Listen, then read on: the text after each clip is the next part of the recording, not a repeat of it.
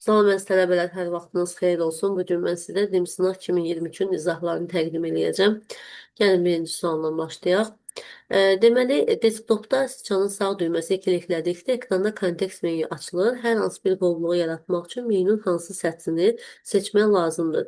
Yəni, qovluq yaratmaq üçün new komandasından istifadə olunacaq, new'dan istifadə edəcəyik və oradan da qovluq seçəcəyik. Yəni, baxası olsaq, və qovluq yaratmanın klaviatura qısa yolu da Ctrl-Shift-N-dir. Necə səhvlədim, aramızda bağlayaq.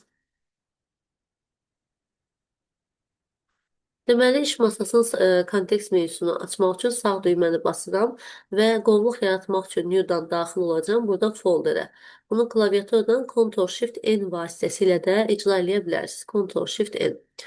Deməli, cavab olacaq 26 A bəndi. A bəndi. 27-ci suala baxaq. 27-ci sualda File Explorer proqramının ünvan səthində C yazıb Enter düyməsini basdıqda nə baş verəcək? C diskinin məzmunu açılacaq. Yəni, bu nədən söhbət gedir? Baxın, bunu buradan. Ünvan səthi, yəni hansı ki bu hissələrdir. Baxın, burada misal üçün biz hansı proqramın adı və hansı diski yazsaq, mesela buradakı hal-hazırda hara daxil oluruqsa onların ardıcıllığı göstərilir. Biz misal üçün hansısa qovluqları keçdikcə, misal üçün desktopun içərisinə daxil oluram, baxın desktop göstərir. Burada hansı diski yazsam, tutaq ki C2 nöqtə yazacağım, C2 nöqtə. Onda C diskinin, baxın, ZSPC-dən C diskinin daxil açılacaq. Buradan görə bilərsiniz, lokal disk C-yə keçid elədi. Yəni, məzmunu açılır, onun içində nə varsa o da açılır. Deməli, 27-də cavab olacaq C bəndi.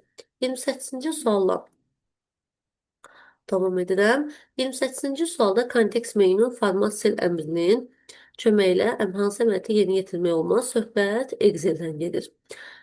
Aha, görək hansını eləyə bilmərik. Bu maraqlı tip sualdır. Xananın fonunu dəyişmək. Fonu var orada. Sərhəd xəttinin tipini seçmək. O da var. Dedikcə hətta gəlin göstərək.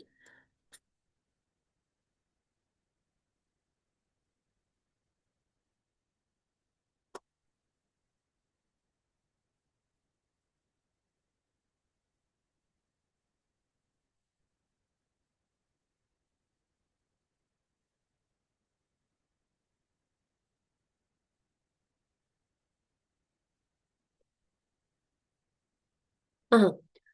Deməli biz buradan formata daxil oluruq. Format sel pəncərəsinə. Hətta Ctrl-1 ilə də daxil ola bilərdiniz. Hətta buradan da digərlərin alt hissəsinə, fontun da alt hissəsinə daxil ola bilərdik. Artıq daxil olmuşuq. Xananın fonunu dəyişmək. Fonunu dəyişə bilərəm. Məsələn, rəngçiləri dəyişə bilərəm. Sərhəd həddinin tipini dəyişmək. Ümumiyyətlə, baxın, burada nələr var? Rəqəmin formatı. Alignment-də bir çox komandalar var. Hansı ki, məsələn, burada nə var? 15 dərəcə bucaq altında. Yaza bilərikmi? Yaza bilərik. Yəni, burada artıq siz istədiyiniz mənfi 90-la müsbət 90 arasında istədiyiniz bucaq altında yaza bilərsiniz. Mətnin sərhəd tipini burada borderdən seçə bilərsiniz, sərhəd xəttinin tipini. Sonra başqa nə? Hansını demədim, hamısı var. Bir də xanaya düstur daxil etmək. Buradan deyil, xanaya düstur daxil etmək üçün xananın içərisində, xana içərisində bərabər yazıb başlayıb düsturumuzu daxil edirik. Ona görə 28-də cavab olacaq Y bənd. Növbəti 29-cu sual. Alqoritm aşağıdakı sxemlə verilmişdir. İlkin verilənlər bu şəkildədir. Z dəyişənin qiyməti neçə olar? X-in qiyməti -15-dir. -15 kiçik bərabərdirmi sıfırdan? Nə deyirik? Hə, çünki mənfidir. Hə olduğu üçün yoxa baxılmır. Gedirik həyə. Y-in qiyməti -2-dir. -2 böyük bərabərdirmi sıfırdan? Nə deyirik? Təbii ki, yox. O zaman yoxa gəlmir və Z-in qiyməti olacaq 3. Z-in qiymətini soruşduq üçün cavab olacaq 29-da A bənd.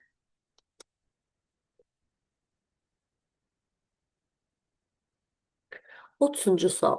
Daxili yaddaş qurğularını seçin. Çevik maqnet disk 1 tam %44 MB olan yaddaşdır və bu daxili yaddaş deyil, xarici yaddaşdır. Əməli yaddaş daxilidir, sürətinə görə ikinci yerdə dayanır. Daha doğrusu üçüncü yerde dayanır. Birinci registrdir, ikinci keçdir, üçüncü də ramdır. Üçüncü yerde dayanır. Daimi yaddaş qurusu ROM, bəli bu daxili yaddaşdır. Sərt disk daxildə yerləşməsinə baxmayaraq xarici yaddaş qrupusudur. Streamer xarici yaddaş qrupusudur. Keş yaddaş da daxildə yerləşən, sürətinə görə ikinci yerdə dayanan daxili yaddaş qurğusudur. İndi bizdən daxili yaddaş qurğularını soruşduğu üçün 2, 3 və 6 olacaq cavab. 2, 3, 6. Yəni 30-cu sualda cavab olacaq D bəndi. Keçək növbəti 31-ci suala. MS Office proqramları hansı növ proqramlara aid edilə bilər? Yəni Office proqramını kim istifadə edir? Proqramçı, yoxsa kompüter özü? Təbii ki, yox, biz istifadə edirik. Biz istifadə etdiklərimizdə hər zaman tətbiqi proqram olur. Yəni tətbiqi proqramlar konkret hansısa bir məsələ həlli üçün, istifadəçinin hansısa bir iş üçün nəzərdə tutulmuş proqramlar idi. Slaydın dublikatı hansı lent tabi ilə yaradılır? Dublikatı yaratmaq əslində biz iki yerdən həll edə bilərik. Biri ondan, digəri isə insertdən tətbiq edə bilərik.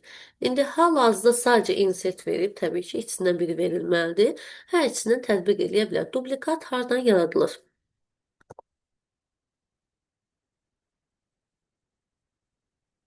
Biz yeni slayd əlavə etmək üçün necə ki içində də var. Məsəl üçün baxın, new slayd əlavə etmək Home'da da var. Dublikatı da yarada bilərsən. Həmçinin new slayd, yeni slayd yaratmaq, deməli insertdə də var. Ona görə dublikat burada da yaratmaq olar. Hətta Home'un içərisində biz baxın, yəni dublikat sözü burada da var. Məsəl üçün nə isə burada seçirik, tutaq ki. Nə isə kopyalayırıq. Neyse kopyalayanda hətta dublikat burada da var. Baxın, kopyasını götürmək yox, dublikatını götürmək. Baxın, eyni şeyin, yəni nəyinsə dublikatını götürmək. Yəni eynisini götürmək.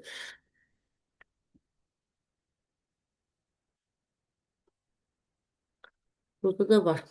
Yəni bunu slayd üçün də tətbiq edə bilərsiniz. Belə göstərim sizə. Deməli, bircə saniyə. Baxın, tutaq ki, mən burada hər hansı bir slaydı seçmişəm. Slaydı seçəndə buradan onun dublikatını da, yəni eynisini də yarada bilərəm. Ya hər hansı bir şeyin dublikatını götürmək, yoxsa kopya ilə eynidir, amma slaydın dublikatını götürmək elə eynisini yaratmaq deməkdir.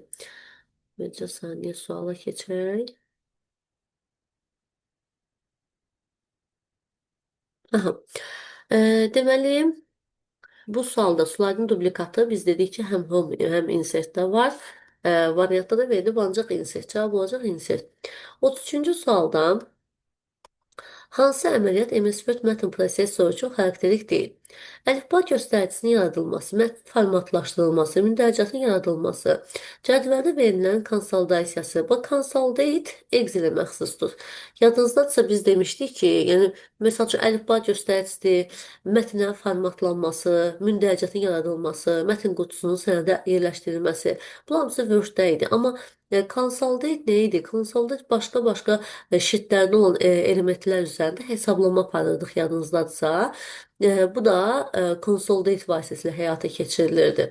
Deməli, harada yerləşir o? Excel-də yerləşir, yəni bu Word-də mümkün deyil. Amma mətn qutusudur, mətnə formatlama, mətnin mündəricat əlavə olması hər biri məhz Word-ə məxsus olan əməliyyatlardır. Bizdən nə soruşur? Mətn prosesorunda aşağıdakı cədvəl yaradılmışdır. Demək, boş nöqtəyə görə, nöqtədə səhv etmirəmsə, bu nöqtəyə görə bircə saniyə. Nöqtəli vergülə görə ayıracaq. Hə, burada olsa nöqtəli vergül verilib, olsa mətndə. Bizdən nə soruşur? Deyir ki, dialoq pəncərəsi əmrini yerinə yetirməsindən sonra alınan ayırıcı simvoldan sonra bizdən nə soruşur? Yəni, məlumat necə alınır? Və diqqətli olsaq, şəhər Bakı Sumqayıt Gəncə 6 ay olmalıdır. Şəhər Bakı Sumqayıt Gəncə. Sonra malın adı yanvar stul mart olmalıdır. Malın adı yanvar. Yanvardan sonra stul mart olmalıdır. Stul mart olmalıdır. Uyğun gəlir. Sonra ay 5 fevral 3 olmalıdır. Ay 5 fevral 3. Sonra satılıb. Satılıbdan sonra boş. Sonra 6. Sonra da heç nəyə, heç bir məlumat yazılmamalıdır. Burada diqqət eləsək, elə A variantı tam-tamına uyğun gəlir. Yəni birinci sütun elementlər Şəhər, Bakı, Sumqayıt, Gəncə gördüyünüz kimi sütun üçün. Mesela B variantı gəlin bir dənə səhvini yoxlayaq. Tutaq ki, deyək, desəz ki, niyə tutaq ki, A-dır, B deyil. Bax birinci sütunda nə olmalıdır alt-alta? Şəhər, Bakı, Sumqayıt, Gəncə. Şəhər, Bakı, Sumqayıt, Gəncə. Bu düz. Sonra malın adı yanvar, stul, mart. Malın adı yanvar olmalıdır. Bax, görürsünüz burada stul yazıblar. Malın adı burada altında yanvar olmalıydı. Bu da ona görə səhvdir. Ardıcıllığa da yəni diqqətli olmalısınız. 35-ci sualda MS-DOS-da faylın adının maksimal uzunluğu. MS-DOS-da 8.3 prinsipinə əməl olunur. Faylın adında 8, uzantısında isə maksimum 3 simvola icazə verilir. Ona görə faylın adının uzunluğu 8 simvoldan çox ola bilməz. Sahəyə ondan çox hərf daxil etməmək üçün mətn sahəsinin hansı xüsusiyyətindən istifadə olunur? Söhbət aksesdən gedir. Biz yəni ondan çox məlumat daxil etmək istəmiriksə, onu sahə, yəni yazılacaq sahənin ölçüsünü əvvəldən təyin edirik ki, burada tutaq ki, 10 simvol ancaq yazılsın. Qiymətə şərt yox, sahə formatın nə dəxli ümumiyyətlə, giriş markası yox, susmaya görə qiymət də yox. Susmaya görə istəmirəm axı, mən 10 simvoldan çox, susmaya görə bəzən 255 simvol daxil etmək olur. Amma bizdə 10 simvolu aşmasın. Ona görə sahənin ölçüsü təyin olunur. Yəni o da ki, aksesdən icra edirik, lap göstərə də bilərəm. Deməli, aksesdə ümumiyyətlə, Access-də biz əsasən iki rejimdən işləyirik. Bir datasheet view-da cədvəlin məlumatlar yığılır. Design view-da isə konstruktor rejimində cədvəlin strukturu yığılır. Cədvəlin strukturuna keçid eləyəndə design view-ya keçəndə 3 dənə sahə yaranır. Qəbullarda çox düşür bu. Hansı sahələrdir? File name, data type, description. File name ilə data tip yazılması vacibdir, amma description-ı yazmasaq da olar. O açılışdır. Bizə mən deyirəm ki, bu olsun ad bölməsi. Burada da tutaq ki, short text olsun. Short textdə də mən məsəl üçün file size ölçü 255-ə qədər icazə verir. Amma mən 255 yox, 10 simvol olmasını istəyirəm. Bax artıq buradan sahənin ölçüsünü təyin edə bilirəm. Növbəti 37-ci sual. Raster qrafik redaktorlar haqqında hökmlərdən hansı doğrudur? Raster qrafik redaktorlar bilirsiniz piksellərdən istifadə olunur. Piksel sayı çoxalarsa keyfiyyətdə artır, ancaq bir tərəfdən də keyfiyyət artsa da yaddaşda çox yer tutur. İndi baxaq görək, məsələn, buna aiddir Paint-lə olanlar, Paint, Picture, Photoshop misal üçün, Corel Photo Paint, bunlar raster qrafik redaktorlarına daxil olan, belə deyək də, proqramlardır. Bir saniyə.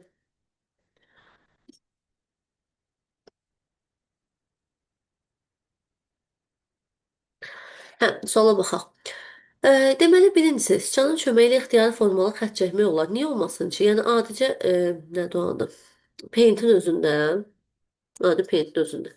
Siçanın köməyi ilə mən xətt də çəkə bilərəm. Hətta Shift düyməsindən basıb lap düz xətt də çəkə bilərəm. Məsələn, mən siçandan istifadə edirəm. Düz xətti çəkdim. Hətta düz xətt çəkmək istəsə, hətta düz olmur, yəni tam düz deyil də bu. Düz xətt çəkmək üçün Shift-dən də istifadə edə bilərəm. Məsələn, Shift düyməsi ilə birlikdə çəkəndə tam düz alınır. Amma yəni mouse'un düyməsi, mouse'dan istifadə elədim də belə deyək. Bir düz, şəkilləri xarici yaddaşda saxlamaq olmaz deyil. Niyə olmasın ki? Mən yaddaşda niyə saxlaya bilməyim ki? Yəni, niyə hansısa bir xarici yaddaş qrupsa saxlamaq mümkün olmasın ki? Ona görə 2 olan variantları avtomatik silə bilərsiniz. 1 olmalıdır mütləq deyiriksə də, cavab olacaq B-bəndə. Amma baxaq, təsvirlər, təsvir fraqmentlərini miqyaslaşdırmaq olar. Yəni, yaxınlaşdırmaq olar.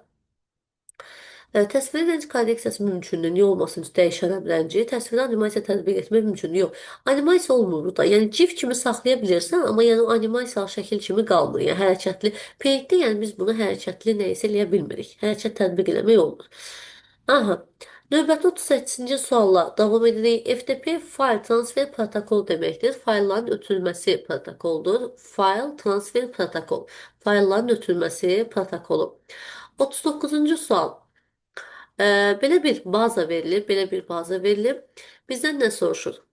Riyaziyyat fənninə neçə birinci qrup tələbəsinin yazıldığını təyin eləyin. Məntiqi sualdır, yəni heç bunun informatikada bu mövzunu bilməyən bir şəxs belə düşünürəm ki, bu sualı rahat yaza bilər. Riyaziyyat fənninə yazılanlar, riyaziyyat fənninə yazılır. Bu riyaziyyatdır. Sonra burada riyaziyyat var, burada da riyaziyyat var. 225, 224, bir də 226. Aha, bizdən soruşur ki, riyaziyyat fənni neçə dənə birinci qrup tələbəsi yazılıb? 226 226 neçənci qrup hazırlaşır? Birinci qrupa. 224 Əlizadə neçənci qrup hazırlaşır? İkinci qrupa. Bunu istəmirəm. Bir də 225 qaldı. 225. O da birinci qrupa hazırlaşır. Bu şəxsi də istəyirik. Demək, 2 nəfər birinci qrup tələbəsi riyaziyyata hazırlaşır. 39-da cavab olacaq D bənd. Cədvəllər arasında əlaqədir. Mətni yığarkən baş və səthli hərfləri keçmək üçün hansı düymədən istifadə olunur? Təbii ki, caps lockdan. Yəni hamısını baş hərflərlə yazmasın. Hər arada bir baş hərflə yazılıqsa, onda shiftdən də təkcə istifadə edə bilərsiniz. Amma sırf baş hərflər keçir. 41 demək, 40-cı sualda caps lock olacaq. 41-ə baxaq. Deməli, doğru fikirləri müəyyən edin. Hər bir komitin mərkəzi və periferi hissəsindən ibarətdir. Bunu Neyman arxitekturasında qeyd eləmişdik. Bəli. Aha, mərkəziyə aid idi sırf prosesor, bir də daxili yaddaş qurğuları. Onlar da sistem interfeysindən xarici qurğularından əlaqələnirdi. Bu doğrudur. Bir olmayan variantları avtomatik silə bilərsiniz. Xarici qurğular kompüter işləməsi üçün vacibdir. Xeyr, məsəl üçün xarici qurğulardan deyək printer. Vacibdirmi kompüterin olması üçün? Xeyr, olmasa da olar. Demək ki, olan variantı silə bilərsiniz. Hesab məntiq qurğusu idarəetmə qurğusunun idarəsi altında işləyir. Bəli, hesab məntiq qurğusu prosesorun idarəsi altında işləyir. 3 mütləq olmalıdır. İnformasiya əməli yaddaşda emal edilmir. İnformasiya emal olunur prosesorda. Yaddaş olaraq isə registrdə. Ona görə 4 olan variantı silsəz, cavabınız alınır, amma davam edək. Mərkəzi hissə ilə periferi hissəsinin sistem interfeysi əlaqələndirir. Elə indicə burada demişdik. Kompüter ümumi işini prosesor idarə edir, tamamilə doğrudur. Bütün yaddaş qrupları kompüter mərkəzi hissəsinə aiddir. Xeyr. Xarici yaddaş qrupları periferiyə daxildir. Daxili yaddaş qrupları mərkəziyə daxildir. Ona görə cavab olacaq Y bəndi. Keçək növbəti 42-ci suala. 42-də bizdən nə soruşur? Hansı üsullarla cari təqdimata yeni slayd əlavə etmək olar? Əla. Baxaq.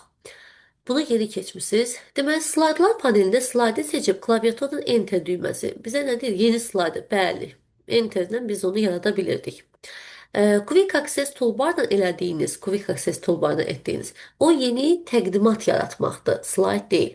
Ctrl-N də təqdimatdır. File'dan New da yenə təqdimatdır. Home'dan New slide isə slide'dır. Klaviaturun Ctrl-M də slide'dır. Hətta əlavə olaraq insert də desək, insertdəki New slide o da slide'dır. Yəni 7-ci o olsaydı onu da seçərdim. Deməli, yeni slide əlavə etməyin yolları 1, 5, 6 olsaydı 7-cini də seçərdim. 42-də 1, 5, 6. Aha. Bunu hətta istəsəniz yadınıza düşmək üçün göstərə də bilərəm. Bu sonuncu dəstə düşünürəm ki, yadınızda da qalmış olar, amma yenə də bir göstərək. Əgər təqdimat desə, təqdimat bu sənədin özüdür, presentation budur.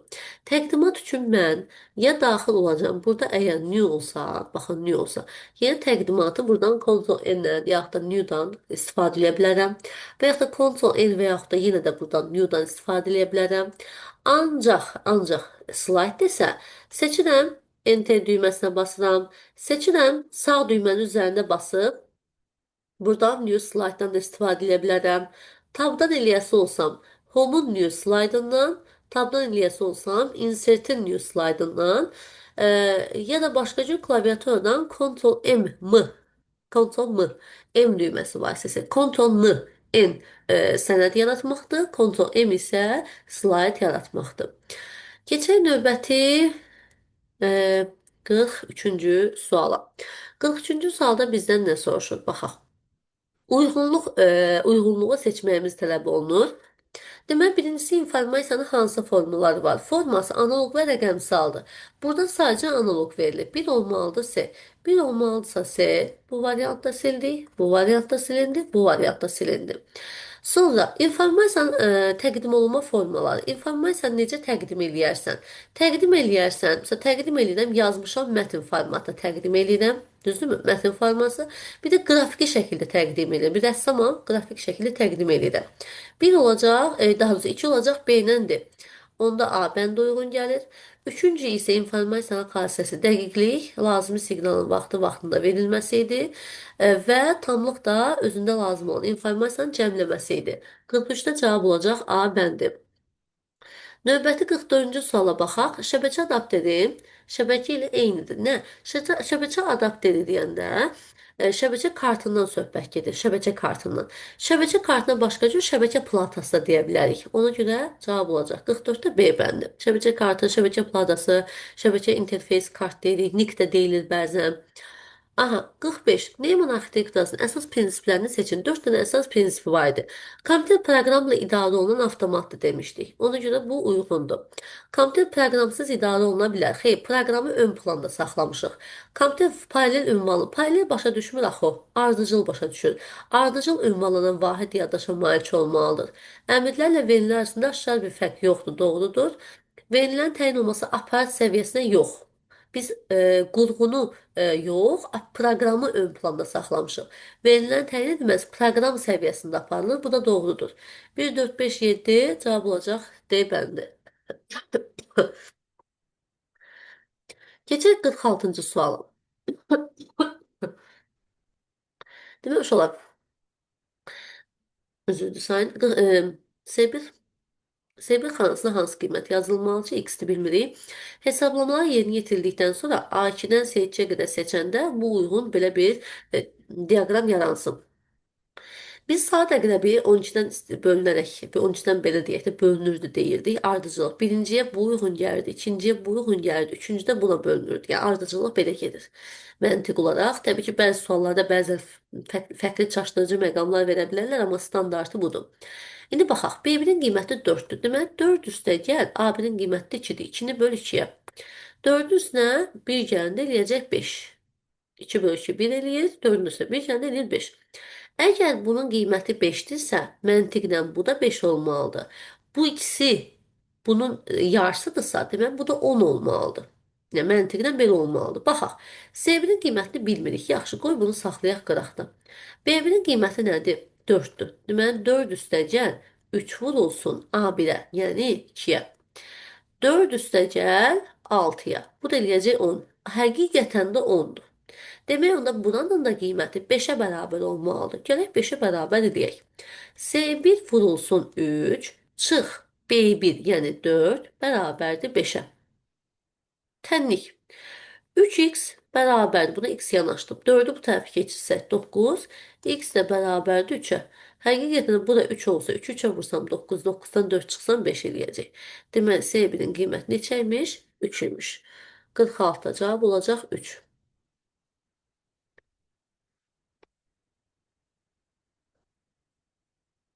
47-ci suala baxaq. Aşağıda verilmiş elektron cədvəl fraqmentinə əsasən nəticəsi ərçi olan funksiyaları seçin. Baxaq. Deməli, birinciyə baxaq.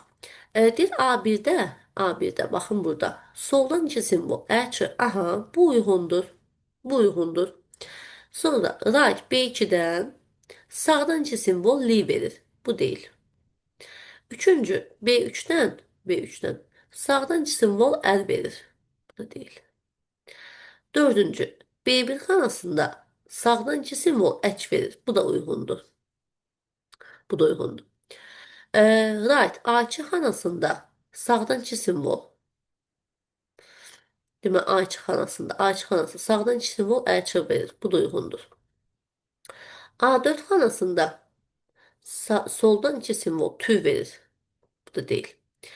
A3 xanasında soldan iki simvol çü verir. Bu da değil. Demək 1, 4, 5 uyğun cavabdır. 48-ci sualla davam edirəm. İkilik say sistemində verilən bu ədəd onluq say sistemində hansı ədədə uyğundur? 1, 1, 0, 1, 1 ikilikdə bunu çevir onluq say sisteminə. Sağdan nömrələyirdik. 0, 1, 2, 3, 4. 1 vur 2 üstü 4 üstə gəl, 1 vur 2 üstü 3 üstə gəl, 1 vur 2 üstü 1 üstə gəl, 1 vur 2 üstü 0-a. O da bərabərdir. 16 üstə gəl, 8 üstə gəl, 2 üstə gəl, 1-ə. 11, 16 üstə gəlsin, 11, 11, o da bərabərdir 27-yə.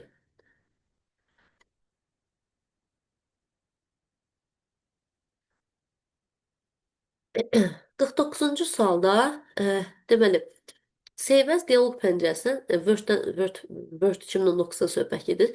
Seyvəz dialoq pəncərəsindən sənədlə bağlı hansı əməliyyatları icra etmək olar? Aha, Seyvəzdən nə eləyə bilərik?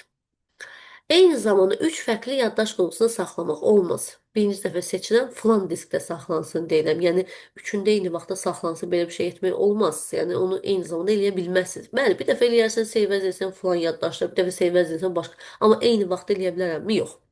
Elektron poçtla göndərmək. Göndərmək olar, amma save as-dən göndərmək olmur. Yəni şeydən olar, şeydən. Şey vasitəsilə paylaşa bilərəm. Sənədi parolla mühafizə etmək təbii ki olur. Save as-dən də, infodan da, reviewdan da biz mühafizə edə bilirdik. Eyni zamanda iki fərqli formatda ya da eyni vaxtda olmaz. Bir dəfə get fərqli yadda saxla, bir dəfə get tamam fərqli yadda saxla. Amma eyni vaxtda eləyə bilərsənmi? Olmaz.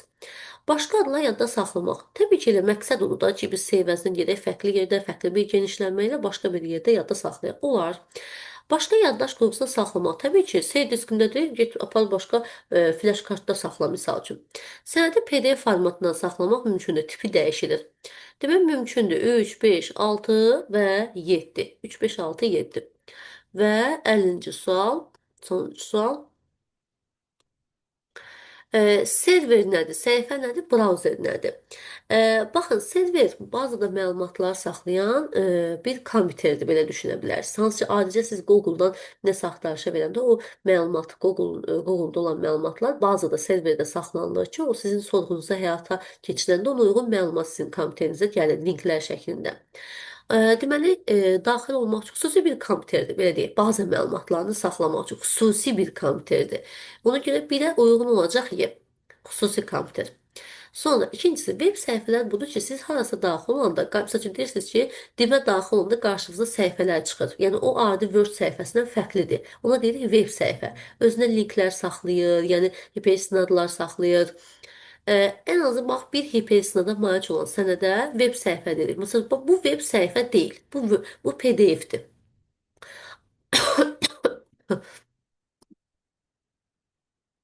Amma misal üçün, bu sayta daxil oldum.